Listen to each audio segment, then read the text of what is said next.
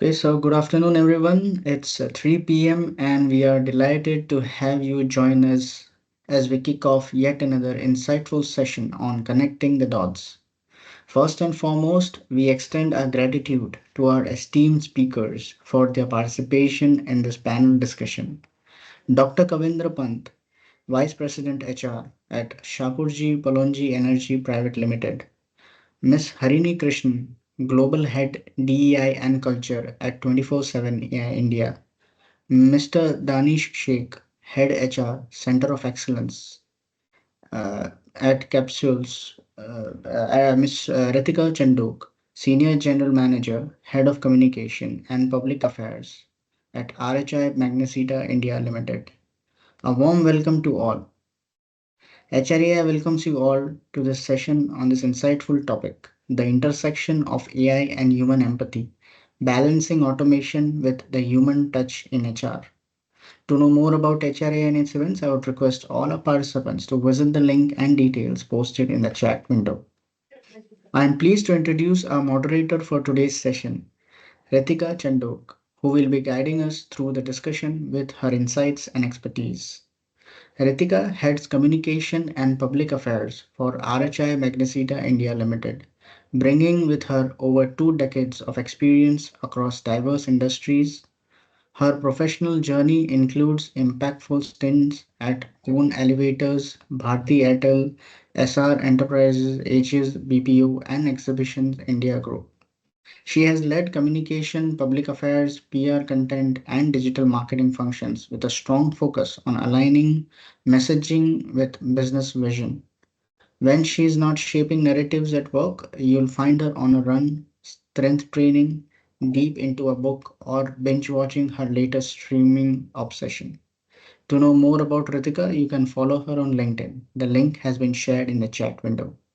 We are excited to have her moderate this discussion today. Over to you, Ms. Ritika. Thank you so much, Faisal, for that warm introduction always. And really happy to be here and looking forward to a really meaningful conversation. Thank you, everyone, for joining us today from my side as well. I'm so excited to be moderating this important discussion on a topic which is there everywhere, whether we like it or not, it's here and it's very real. So, the intersection of AI and human empathy, balancing automation with the human touch in HR. Let's be honest, AI isn't some futuristic science fiction thing anymore. It's already here and it's silently, discreetly running so much of our daily lives.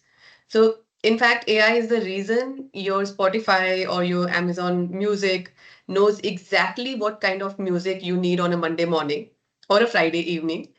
And it's the reason how Google Maps redirects you around traffic you didn't even know ever existed, or the road you never knew existed.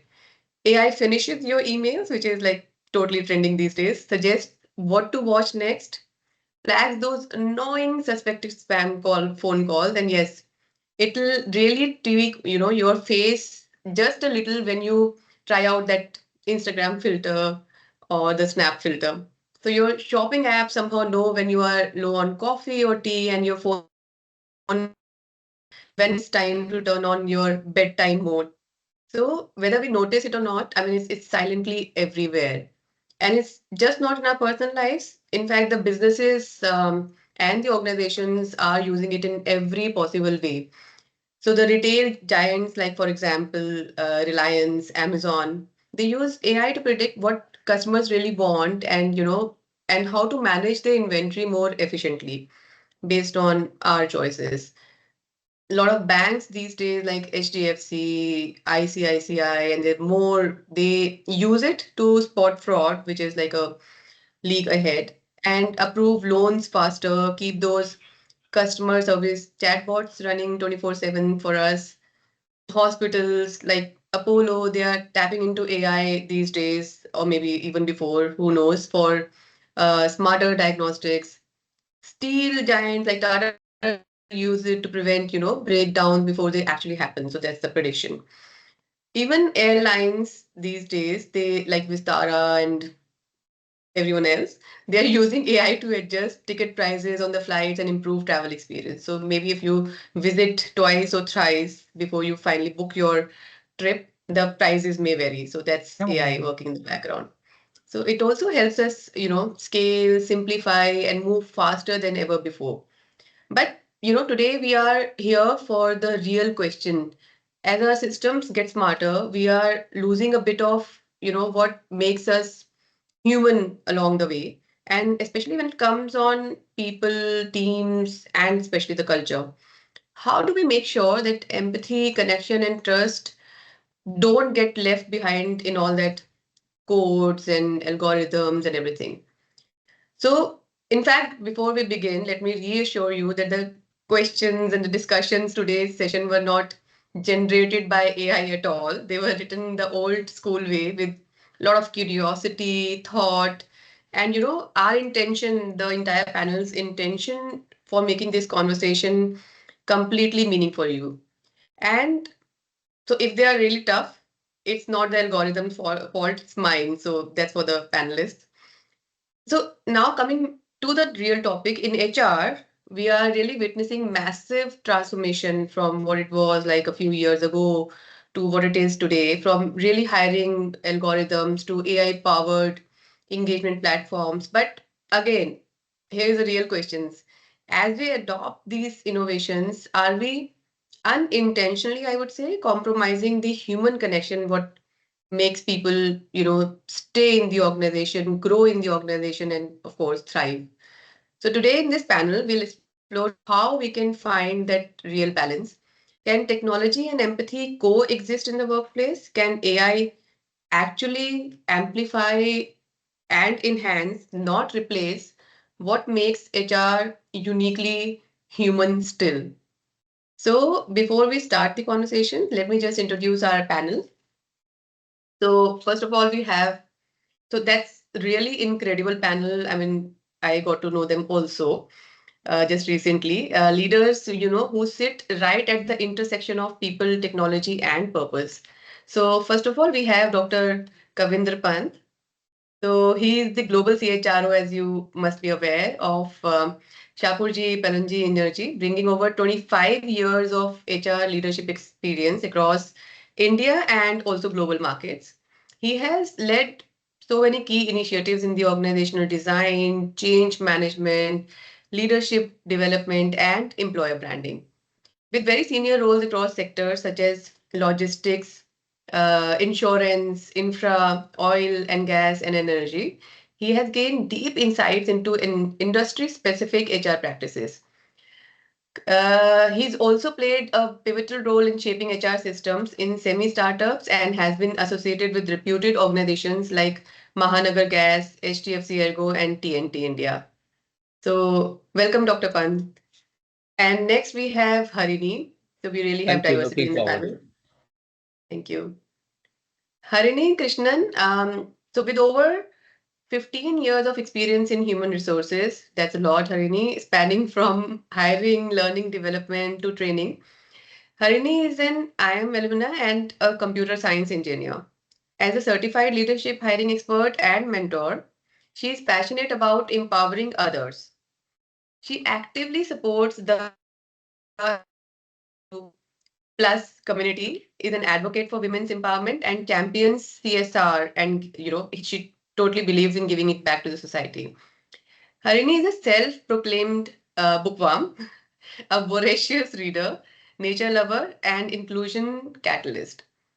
In her current role, she leads diversity, equity, inclusion, and culture charter at 24/7.ai globally. She is a new plant parent, okay, and a wrestling supermom to her teen son. Welcome, Harini. Very interesting. Thank you, Next, Ritika. Happy to be here. thank you. Next up, we have Danish Sheikh. Danish is an award-winning HR and organizational development leader with deep expertise in talent management, diversity and inclusion again, and strategic HR. As head of HR Center of Excellence at ACG Capsules, Danish has spearheaded initiatives that drive cultural transformation, leadership development, and inclusive workplace. A certified coach, IS ICF ACC and PhD scholar, Danish is passionate about creating psychologically safe and equitable environments.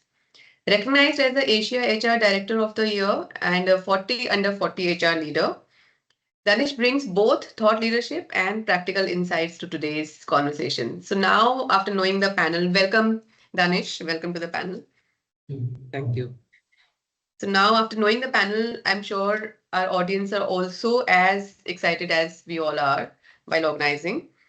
So just to begin with, we'll ask group questions and we'll go, for everyone in the panel. We'll go around the table. So first of all, I mean, before we go deep dive into what really is AI intersection with HR and how do we, have this human touch still in HR, the real topic. I just wanted to know from our panel, what's your perspective on AI in the context of today's business scenario? How has it already impacted the operations or workforce? And how do you see it shaping jobs and businesses in the near future? We can start with Kavinder.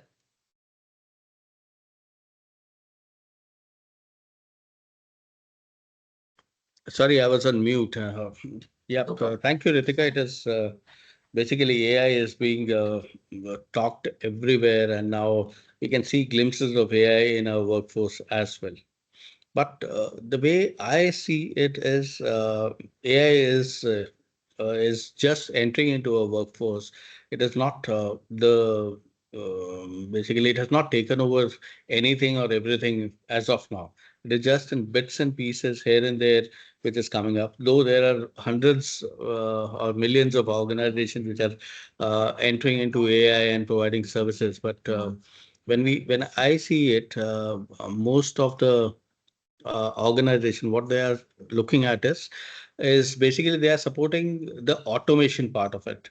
And just for the clarification or the understanding of the audience, AI is more of an agent. It is not automation. It works and it supports your current processes and works on the current databases to give you the analytics, especially the whether it is a descriptive analysis or a predictive analysis or a prospective analysis. So most of the things what is happening as of now, it is more into the descriptive analysis space that based on the past data, the AI is predicting that this can be the forecast. So predictive analysis is coming out, but what I've seen across organizations, not only where I've worked, but very well connected with the industry and network within the industry. What I've seen is in most of the organization, apart from especially I'm talking with a focus on HR, uh, to a great extent, it is there in talent acquisition piece. To some extent, it has come into your learning and development space where it is linked to the performance management system and it is throwing out the gaps in terms of the performance and recommending the courses or the e-learning, whatever is there. Those are the two areas where even we have implemented AI out here. As far as the business is concerned, since we are a highly technical organization, we are still working upon, and just to give you an idea, we work on capital intensive projects, which is called as FPSO. It is one of the niche area within offshore oil and gas. And when I talk about a project, it ranges from probably 1 billion and goes up to $3 billion kind of a capex. So there, the technical calculations and everything is very, uh, it is all engineering calculation, which are done in a mode which is being defined by the client as per the client specifications and the requirements. So there, when we look at it from a perspective, the market intelligence or the databases are not available. So we again have to rely on the client, and every project is different. So we are working on it, looking at how to integrate this data and how to look at the vendor databases and so that the AI can predict for a bidding purposes that what should be the size of the equipment sizing and the processes which are to be aligned. So that is something which is still in making from Shapoorji Pallonji Energy as a perspective. But My gut feel says it is still a long way to go when AI will take over roles and will take it up. As Can't far as agree the more. Yeah, yeah, as far that's as the really other things what you have spoken about it, that how it will be impacting the jobs, especially in HR. What I believe, as of now, there is no threat. People will have to upscale themselves. Uh, but what I feel in long run, whatever we are doing with hands and eyes and ears, that can be automated. But whatever we are doing, being in HR, whatever we are doing with a heart, that is going to stay. and brain. Yeah, Yeah. definitely. So heart and mind, whatever we are Heart and doing with mind, that. most important. That's right. So We that's can where the probably emotional part comes into and empathy comes into it, because I don't know whether AI will be able to have that in long run or not. But as of now, I don't see it there. That's a hopeful statement. Thank you very much, Kavinder. We can probably move on to Harini and ask about her viewpoints on this. Yeah, I think Kavindra has already set enough context, and I don't know what else I can add. But yes, definitely operational efficiency is key, and the current impact of AI on business and workforce, all your automation, all the predictive analysis which he was talking about, process optimization. But more than that, I think it's also the enhanced customer experience that AI can deliver. And especially in a business like ours, it's a huge win for us to have things like Copilot and things like that.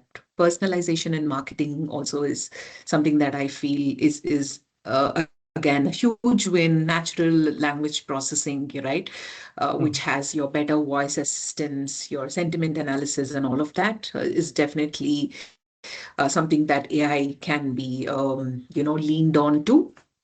And of course, like Kavindra said, that AI cannot replace humans just as yet, and I just hope that remains so. Not as a replacement, but definitely as an augmentation to HR or augmentation to everything that we do. AI tools assisting professionals, right from your coding or research and legal and healthcare and a lot of things like that. And future of AI, I think it also helps in developing new roles and skills. Like already we have people who are experts in, machine language, AI. So we'll be looking for more data scientists, ML engineers, prompt engineers, and things like that. So I think there is scope, and it'll be interesting to see how this conversation goes. And more so, not like a debate, but of course, what works best in the interest of empathy, intelligence, both human and artificial. Thanks, and back to you. Absolutely, absolutely. In fact, it's like you said, it's creating more jobs as well. You know, do we do really have the fear of jobs being taken away? But then, yeah, looking at the positive side, yes, it is also creating more jobs in the space of AI, ML, and other places. Let's hear from Danish what he thinks about this. So I actually don't have too much to add after, both Harini and Dr. Kavindra. If I reflect on the question, it's no longer a futuristic concept. AI, it's already deeply embedded in how businesses operate, how they compete, and how they can help connect with people. And in today's scenario, AI acts as both, an accelerator and a mirror. So while it's accelerating decision making, personalization, things like efficiency, it's also reflecting intent, biases, culture of the organization, deploying it. If you look at how AI is impacting our businesses, like, it was mentioned before, it's all about efficiency and scale.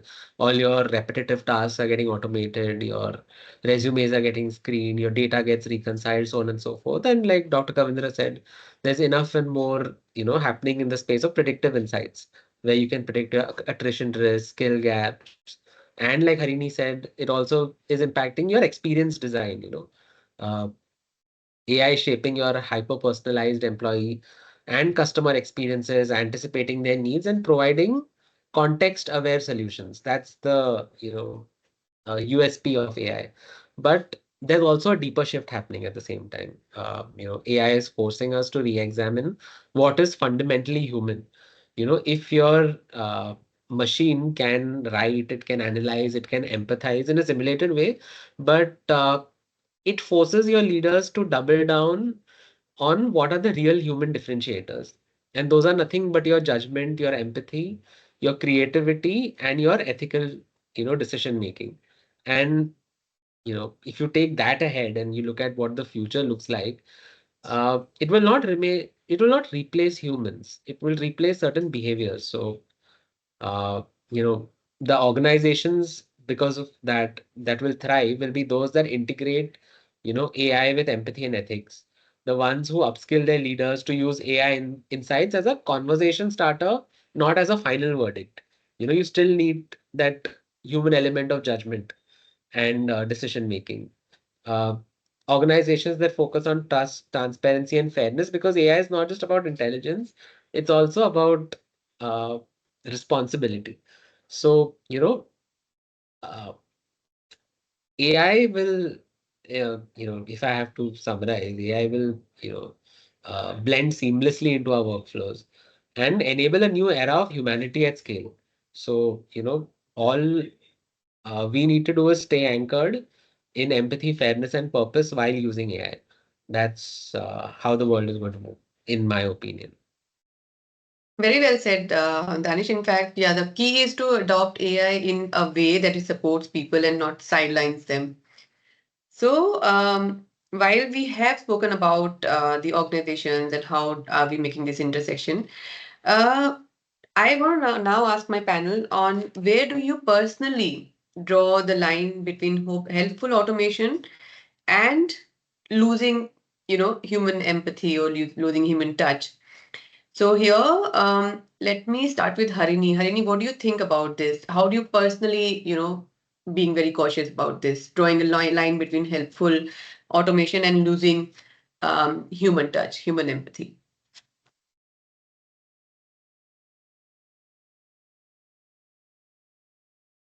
Um, Harini, are you there? Oh, she kind of warned us that she might be, going off and on because of the low network. Why Can don't we you hear hear me? Danish? Oh, yeah. Okay, yeah. Great. We can hear you I'm now. sorry. I just, yes, I think I got onto a lag mode and I just switched off cameras so it can help me with the bandwidth. So I heard your question. You were asking about drawing the line, right, between helpful automation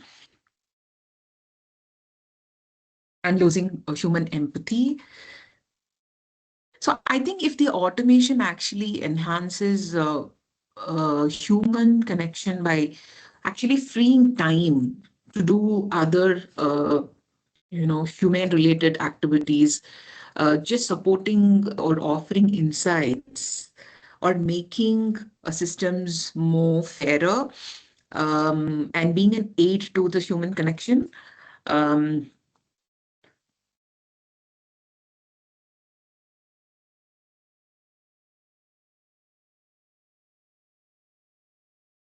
We have kind of lost you, Harini. I think again the because network is an issue. empathy isn't just a feeling, it is, sorry.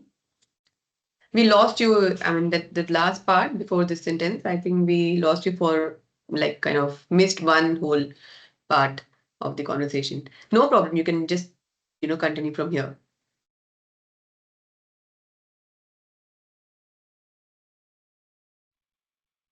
Sorry, okay, so I was just trying to, say that automation is definitely valuable when it shows people data sets and, makes it more efficient for people to work. But then what is more important is if it allows people to show meaningfully for each other, that's when we will be able to.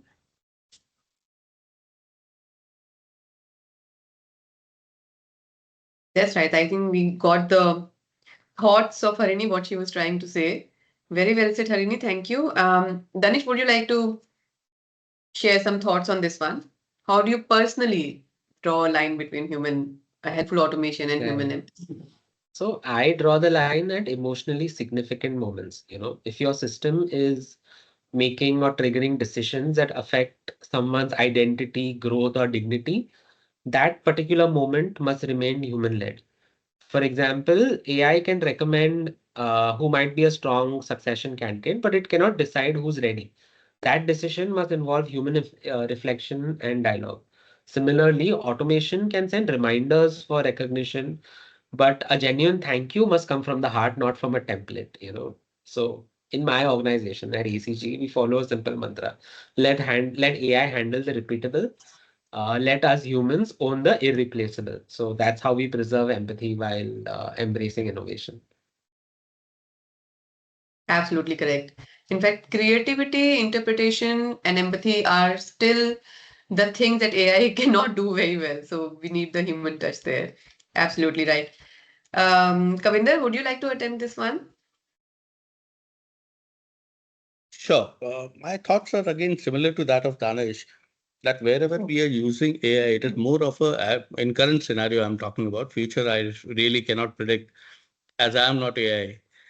So it is more about that wherever the repetitive tasks are there, if someone is looking at some clarification about his leaves and all, that chatbots and the AI intervention is of real help, which is saving a lot of bandwidth for us. As far as the processes are concerned, those all things AI is supporting us. But as and when there is a human touch, let's say someone is not well admitted to the hospital, the routine part of it, the insurance related thing, is all automated. The insurance thing is being supported by the AI. But a phone call from HR and his reporting manager and someone visiting him with a bouquet of flowers and a fruit basket, that really is the touch point where we focus on. Similarly, as Danish said, that in terms of the leadership development, yes, whosoever, because ultimately, whatever we talk about, ultimately the decision making has to be human, at least in the current context. Even in the business context, the AI can give you a predictive analysis that a IRR of 12% or 14% or 18% is being projected out of this business. But whether to go into that particular business or not to go, the go and not go decision has to be taken by someone who is matured enough to take that call, who can identify the risks and who can take up the other aspects. So that's where the empathy, especially being in HR, the people aspect have to be considered, and not everything can be left on to the automation AI. Absolutely. That is so Yeah, I just true. want to add there. Please, Sorry, I got dropped out. Yeah, no yeah, very problem. interesting points, Danish and Ravindra. So, yeah, and to add to all of this, I think culture is one key thing where we would want to draw a line, right? So, humans can only be able to build these sense of trust, belonging, and purpose in an authentic way. And, I read this line somewhere. It says, culture can't be coded, right? It's only transmitted through human behavior and not dashboards. And I think that sat really well with me. Like, even today, we need leaders still to, walk the talk, be visible, and then model the behaviors and values of the organization. And I think at any point in time, AI will not be able to do that. Such a great point to add, Harini. And while you are here and we can hear you absolutely fine, what do you think at 24/7.ai, where tech and automation are core to the business? How do you ensure that AI tools don't unintentionally amplify bias or exclude minority voices? Yes, it's an important question, and I want to also bring reference from like industries, ITES and SaaS and other tech intensive industries like ours. That the data has to be looked from the beginning, right? There should be data which is unbiased, ensuring that there is data that reflects a diverse set of demography, especially right from hiring and feedback and all of that is very important. And also a way to audit this, right? How can we do it? Like one of the HR could be looking at the past historical data around, let's say, hiring or a promotion to see what is the pattern, and then feeding it into AI to see if it can give us uh, or a counterfactual data augmentation, and using bias testing tools. I know IBM has, a very good tool. Google has tools like that. Accenture uses AI and fairness tools. So some of these things, adding to this also, I'd like to say building a strong culture of transparency and not using, uh, let's say, a black box kind of models for making decisions, or where there is human intervention, logical uh, kind of reference points, training people. It could be HR's hiring manager, state teams, to also rely on their uh, intuition and lived experiences that is trusting the outputs blindly. Um, and now I've seen in the DNI and AI space that there is a lot of talk about an AI ethics council. That's something that we haven't got into yet, but we'll definitely be exploring that. What it talks about is that inclusion of representation from the product side, technology side, legal, HR, DI, all of them to come together and review and approve the kind of AI tools that we use in a day-to-day basis is something that can help as well.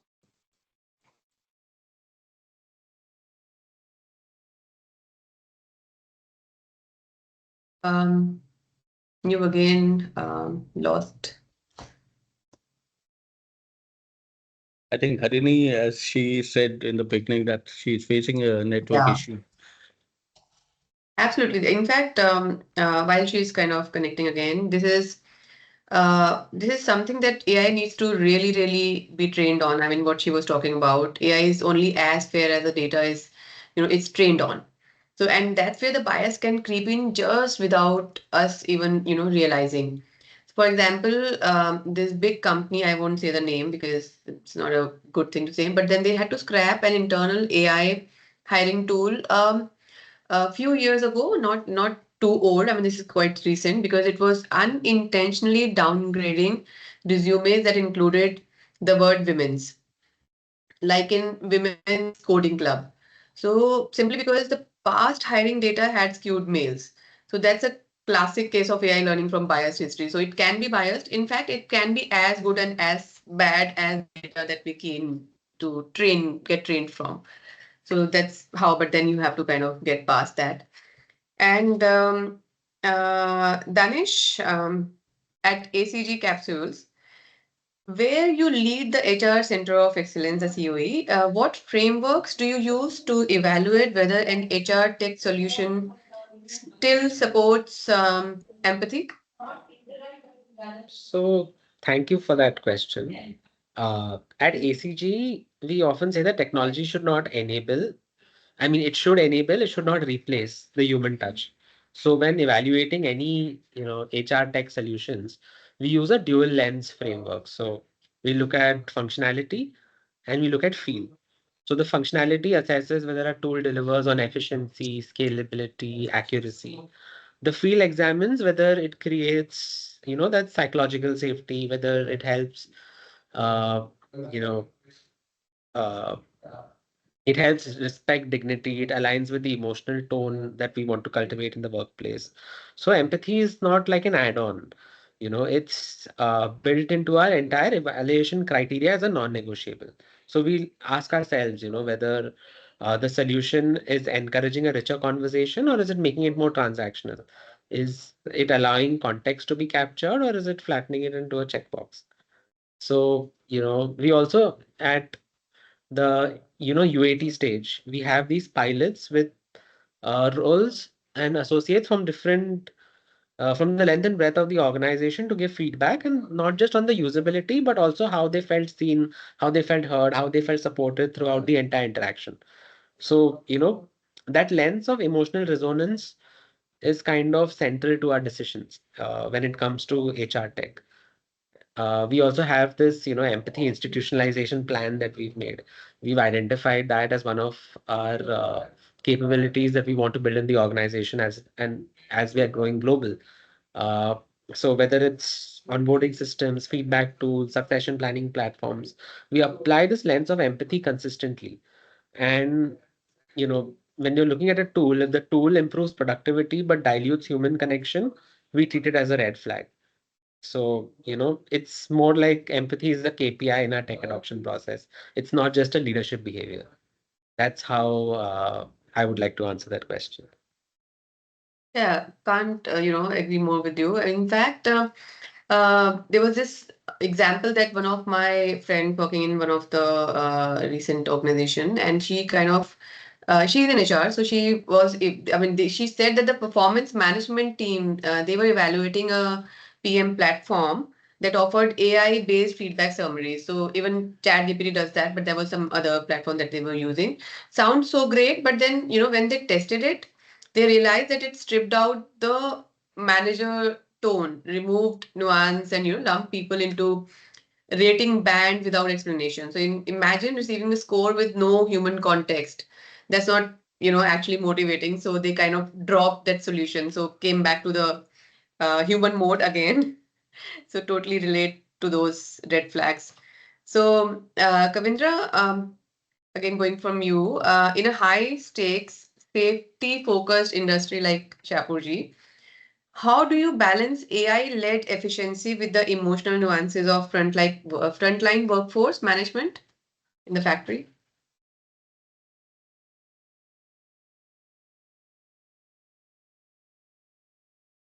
Kavindra, you're mute. Oh, sincere apologies. I missed that out. No If you problem. look at our industry, our construction work happens in mainly into the major shipyards across China, Singapore, Batam, which is Indonesia. So there, and we are dealing with multi locational and multinationalities. So that makes our job more difficult because the expectations are different and the understanding and the emotions are different and with different nationalities. Where English also at times is not the common language. Because when you're dealing with someone French or someone from Kazakhstan, it becomes little difficult. So the way we have looked at it from the technical perspective, so whatever automation can be done in terms of dealing with it, there is a human interface on top of it so that it can be ratified and verified. Because at times you cannot purely depend on the automation or AI to some. You can rely on it to some extent only, but because if our one of the sizing goes wrong, it can cost millions of dollars. So that's where the cost implication is very high. So we always look at how the technical details have been fetched and what are the various permutation combination, what are the engineering calculations behind it. So all those have been taken part of. As far as the human part of it comes, especially in terms of the HR, we have looked at the manual processes wherever they are. As I've said earlier as well, your leave, your policies, your PMS, or any process per se. We have looked at uh, automating it with the help of AI or non-AI, that is secondary. But when it comes to the human touch, it is always there into the feedback mechanism, the employee well-being. The the core of the organization is based on the communication, and it has to be open uh, and transparent. What you also said that, or Harini said that people leaders have to walk the talk. There the crux comes in, which defines the culture of the organization.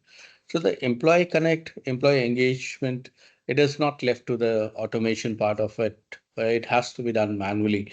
That's where we are looking at.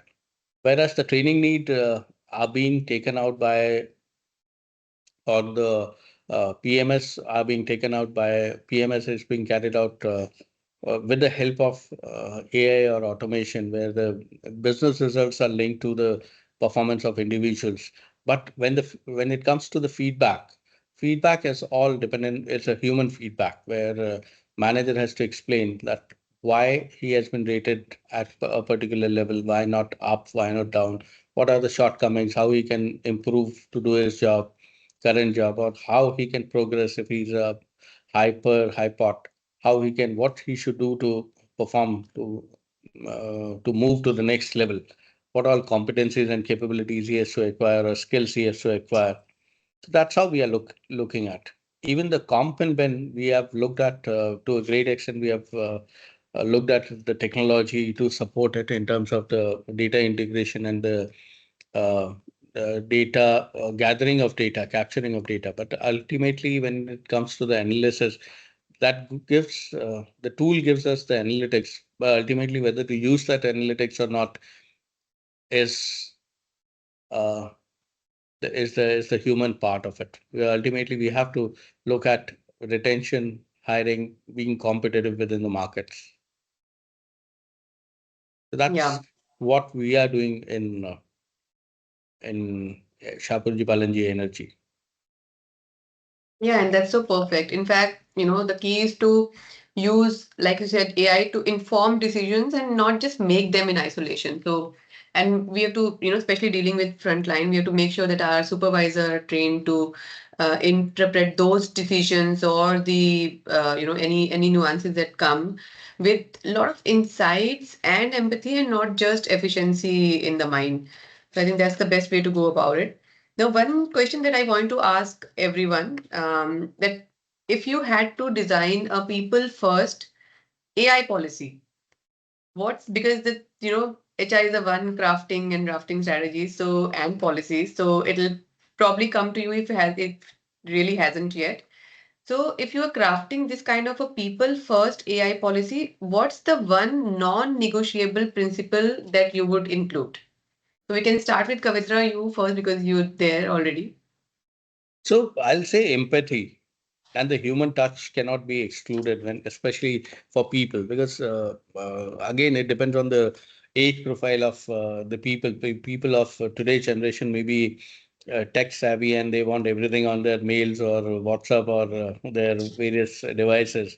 But when you are dealing with multi-generational population, ultimately in today's scenario, you have to deal with all the generations together. So people like me may not be very comfortable with everything on which is automated and may look for some support here or there.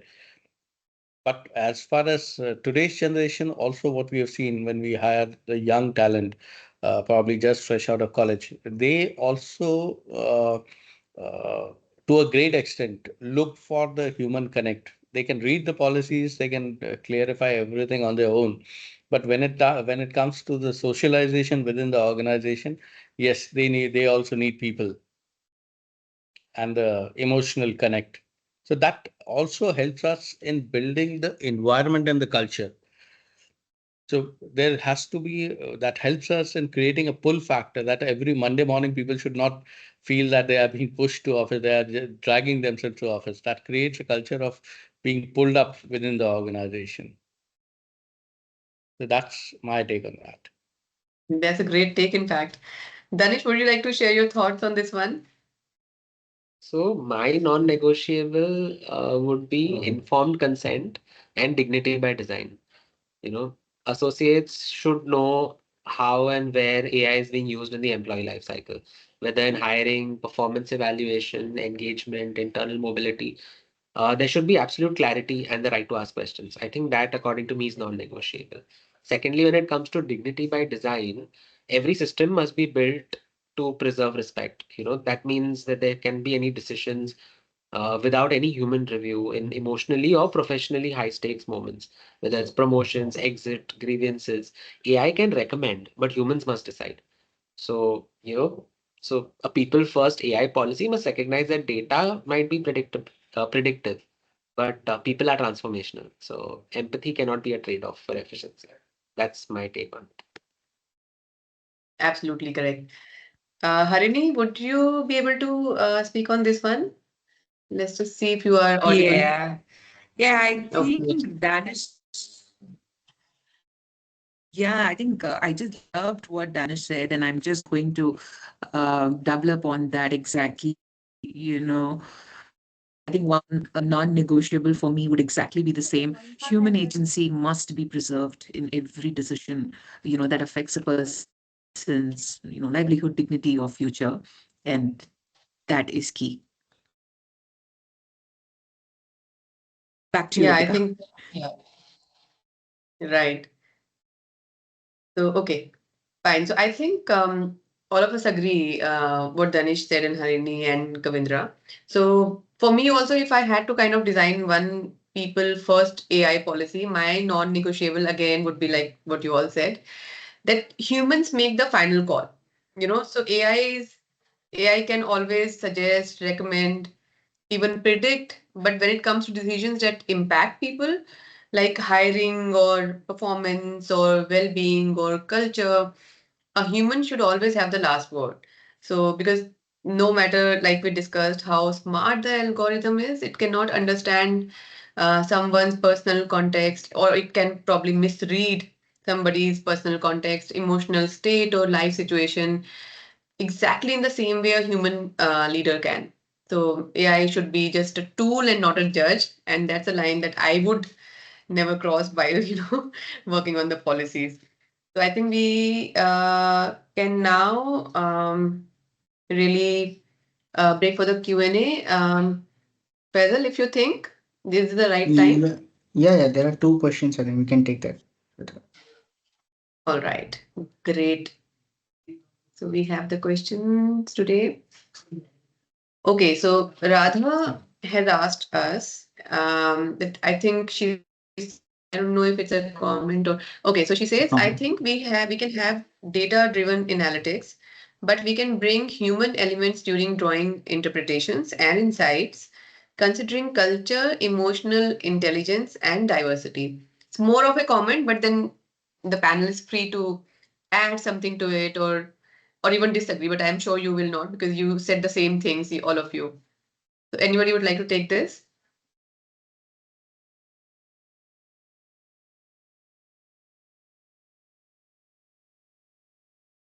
Yeah, that's right. What like Radha says is exactly right. We can have data, we should have rather data driven analytics, but there should be this human element which reads the insights in a more human way.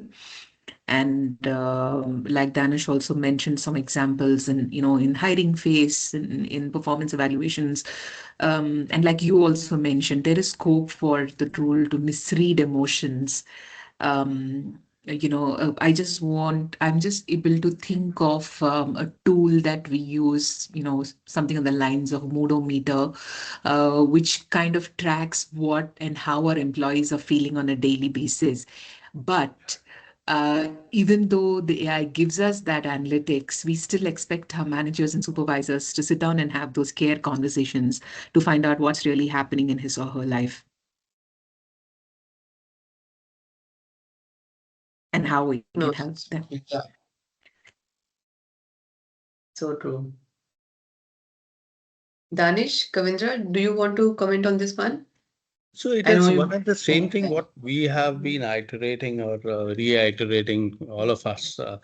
It's all about the data insights. The AI or the tool can throw the data and the analytics out of it, whether it is a descriptive analytics or a predictive analytics. But somehow somebody has to revalidate it from the human aspect.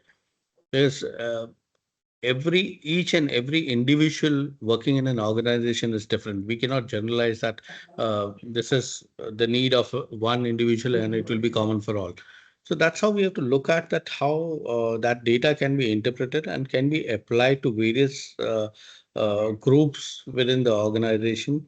And that's how we have to look at. Certainly, the human aspect on top of the data utilization or the implementation of the data analytics which is being thrown by the system has to be validated and revalidated by someone sitting on top. We can question his decision or his or her decision as well, but certainly there will be a human element on that. On the top of it. Yes, right. Now we have a real question. Avina asks us, how can HR professionals build trust in AI system among employees and especially for sensitive processes like performance reviews or conflict resolution? We did talk about performance reviews, but then Kavindra, do you have any comments on this one, especially on the My conflict? So my thought process is that any process, especially while being in HR, if you are doing it over the table, which means the transparency and building up of the trust, it will sail through easily.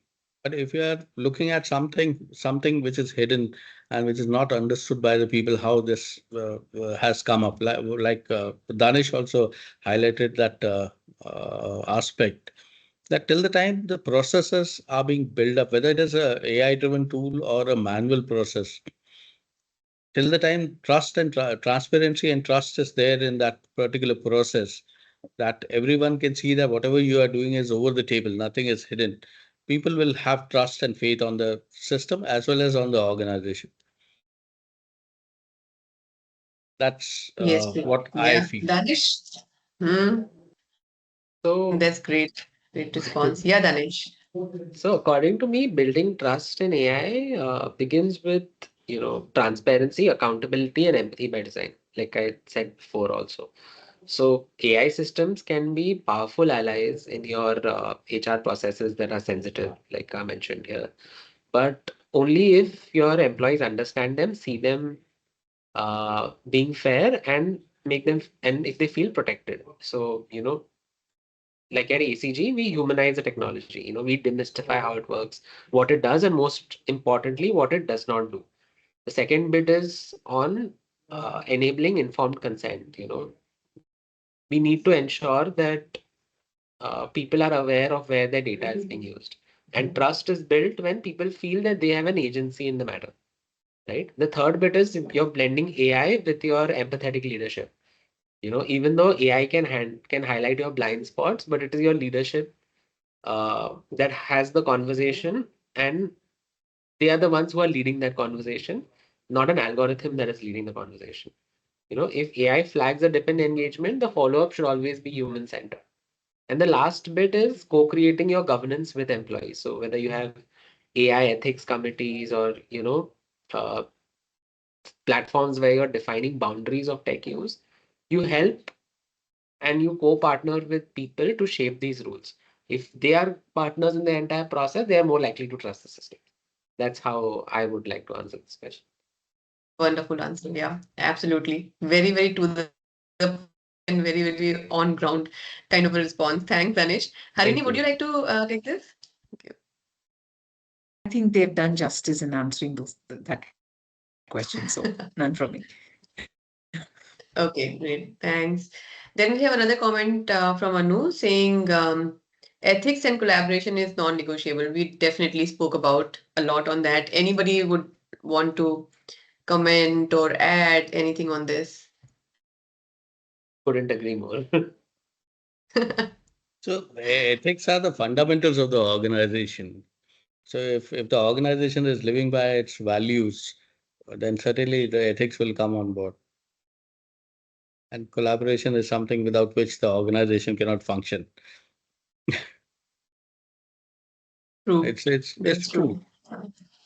Yeah, it's true. I mean, we cannot do without it. So it's something which is like the core to our culture. So I think yes, if there are no other questions, so which means that our session was pretty much clear to everyone, and I think we've covered a lot of ground today, like AI definitely, empathy, ethics, and everything in between and over and above.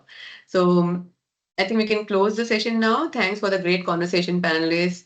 It's really clear that AI is here to stay, but so is the need for human insight. That's definitely not going away anytime soon, and I really hope not. And not only insight, also the empathy and connection. The real win is when these two work together with obviously the human touch being on the upper hand. And we are actually, since this is not just the end of the discussion, we are looking forward to seeing how we all continue to navigate that balance in our own ways. And you are all welcome to share your views here going forward. And with this thought, we are signing off and see you next time. Thank you. Over to you, Faisal. Thank you. Thank Thank you, you. Ritika. There is one question that has just come up from Sohail. If, Oh you yeah, can, yeah, yeah. just it. So how do we Yeah. stop bias? So Yeah. Sohail asked, how do we stop bias in generative AI? We have more questions. Okay. So on this, anybody would like to say So, anything? generative AI is all based on your algorithms. So it has to be while you are developing a system or it's developing a process, it has to be thoroughly tested against all biases, and this process has to be a continuous process because as and when it is not that once you have prepared an algorithm or AI, it will be obsolete after maybe couple of years. So you have to continuously look at it, review it, revive it, and then modify it.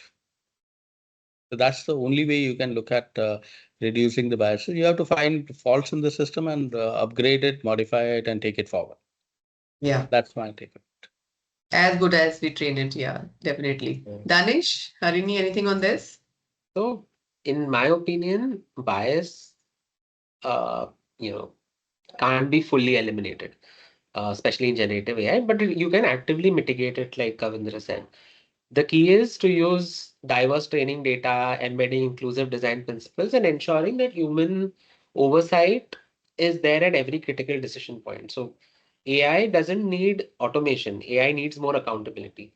So if you have that accountability in place, I think you can reduce the biases in some way or the other. Right. So we can't reduce it, but we can, manage it really responsibly. Harini, anything that you would like to add? Yeah, and just observing the kind of outputs that we receive when constant auditing and seeing the patterns, like Kavindra said, find faults and, kind of go back into the input loop. I think that can help.